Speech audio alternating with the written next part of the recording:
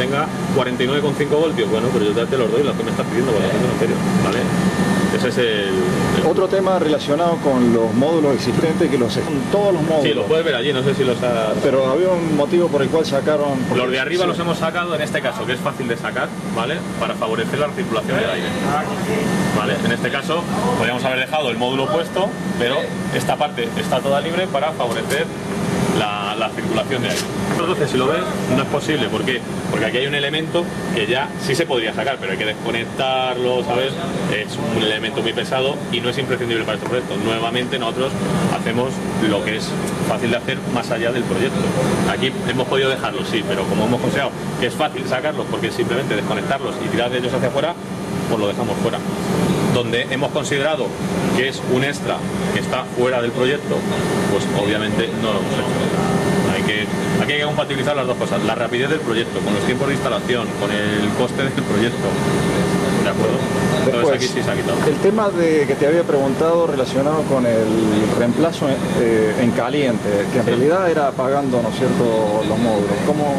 O sea, en función de... Sí, cada uno de estos elementos es modular, con lo cual nosotros podemos aislarlo, tiramos la alterna del elemento, se queda sin conexión de alterna, su única conexión es al embarrado de continua, sacamos el rectificador del módulo del embarrado de continua y ya está aislado. O sea, físicamente está aislado. Lo apagas al módulo existente, le quitamos la alterna. Tienen capacidad remanente. Ah, sí, lo que te contaba antes, sí, claro. En cualquier central tú tienes rectificadores dedicados, o sea, haces un cálculo de rectificadores para batería. Esos en el funcionamiento normal están, no es que estén parados, porque realmente todos comparten la carga, pero tú tienes un extra que sería con lo que cargaría la batería. Entonces el cálculo que haces es, tanto necesito para dar la carga, tantos mantengo. El resto los podría apagar. No apagamos todo de golpe, evidentemente, solamente vamos apagando en aquellos racks en los que vamos trabajando. Eso se puede hacer porque hay rectificadores dedicados, para batería. capacidad remanente de rectificación dedicada a batería. Normal, el rango normal es entre un 40 y un 70%. En un caso puede llegar a 80, en otros extremos, pero siempre tenemos... Sí, bueno, en un caso de mal dimensionamiento. Mal dimensionamiento, muchos casos que me han hecho, pero un caso atípico. O que ha crecido la central y no había en ese momento posibilidad de ampliarla y se ha dicho, bueno, ya sé que las baterías están perjudicándose la carga, se hace más lenta, ¿vale? Pero, bueno, me interesa dar recarga. Vale, todos los trabajos en nocturnos, ¿vale? Para que son seguros. Todos los trabajos dentro del cuadro.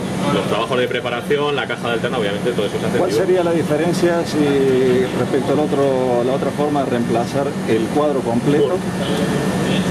El cuadro completo, que de entrada, toda la parte de distribución que no ves, que de la que no hemos hablado, se está quedando. Todo el cableado de distribución, mira va por arriba. ¿Ves todos esos cables grises? Todos esos cables pequeños grises. Todo eso, sí. Todos esos cables están permaneciendo en el bastidor. Y los cables de baterías también. O sea, solamente estamos cambiando la rectificación, ¿vale? Esa es la gracia de hacer estos proyectos. En la carcasa existente, llevándote solamente la rectificación vieja y metiendo la rectificación nueva, sin tocar nada de cableado, que al final es el cableado de cabeza, porque significa corte de servicio, significa sin tocar nada de cableado, estás convirtiendo el sistema de hace 30 años en un sistema actual, nuevo. Has pasado de control analógico a control digital.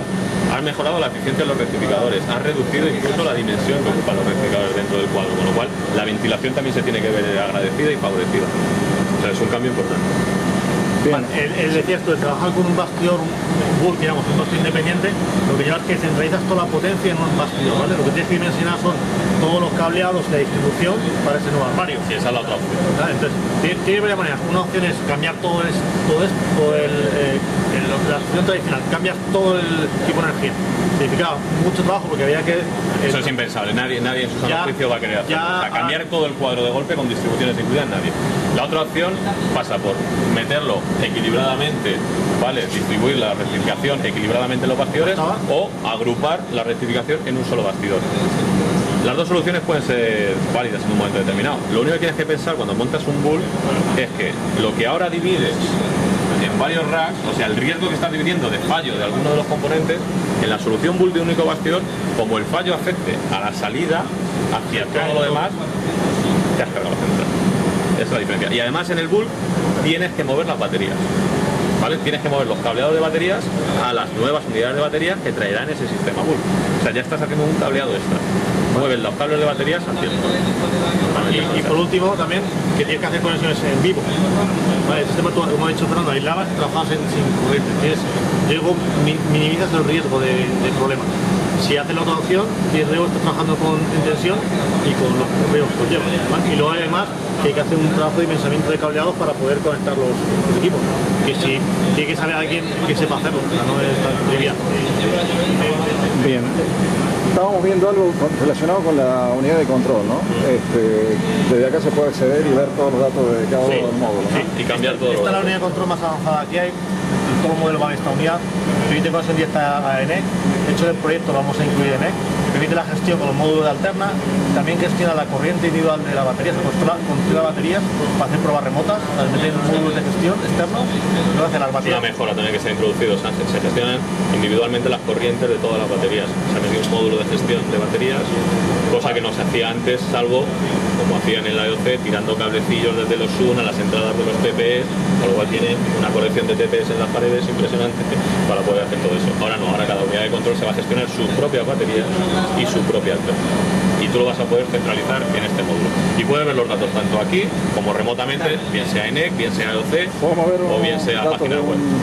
Sí, por ejemplo, rectificador, vamos a ver rectificación en el menú de estado, nos vamos al menú de rectificadores y ahí podríamos ver hasta los 30 rectificadores que tiene el sistema.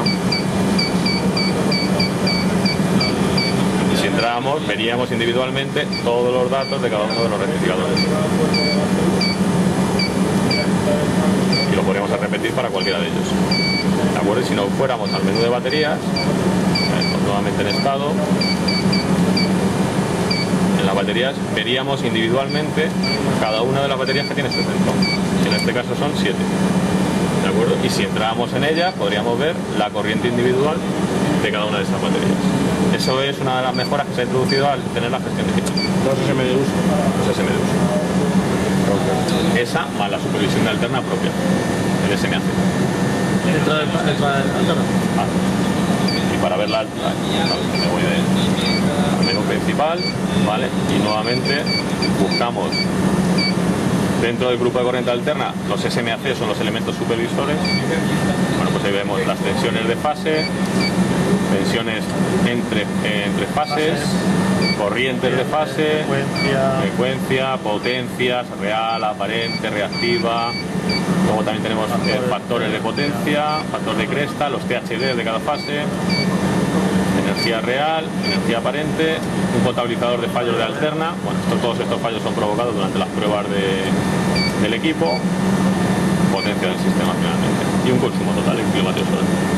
¿De acuerdo? Estos son los datos que va a usar la IoC cuando los vea el ENEC o el ENEC en su caso para comprobar el consumo que tiene.